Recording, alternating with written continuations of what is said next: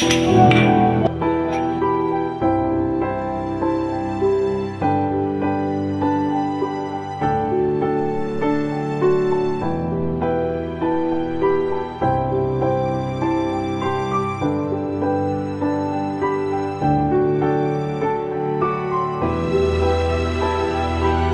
đã nói lời giữ lời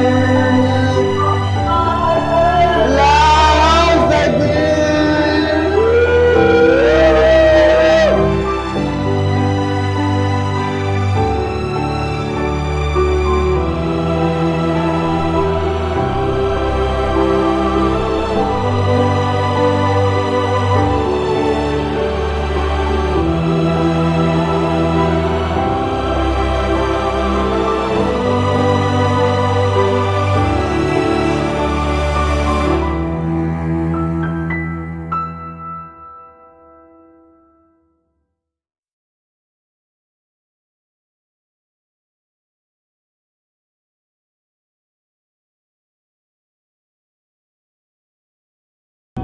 Hãy subscribe cho kênh Ghiền Mì Gõ